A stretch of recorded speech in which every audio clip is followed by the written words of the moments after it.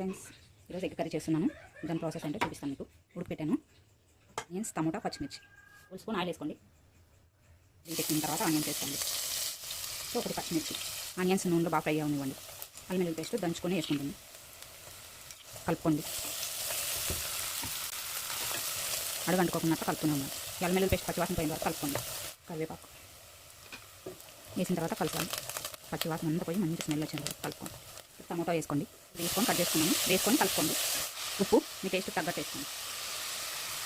పసుపు వేసినాక కలుపుకోండి. 1 నిమిషం పాటు బాగా మగ్గనివ్వాలి నూనెలోని టమోటాలు. 1 నిమిషం పాటు మూత పెట్టుకోండి. ఆయిల్లో బాగా మగ్గనివ్వండి టమోటాలు. మూత తీసుకొని ఇంకొకసారి కలుపుకోండి. 1.5 స్పూన్ కారం వేస్తున్నా. ధనియాల పౌడర్ వేసుకుంటా కలుపుకోండి.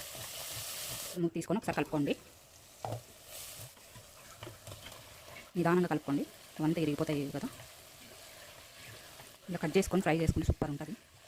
Fry and chapati combination super ఉంటుంది. ఒకసారి మీరు ట్రై చేయండి. మీ ఇంట్లో ఎలా వచ్చిందో కామెంట్ చేయండి. మూత పెట్టుకోండి. మూత తీసుకొని ఇంకొకసారి కలుపుకోండి. కలిపిన తర్వాత లాస్ట్లో గరం మసాలా ఒకసారి మూత పెట్టేసుకొని 1 నిమిషం పాటు అదంతా మగ్గేంత వరకు పెట్టుకోండి.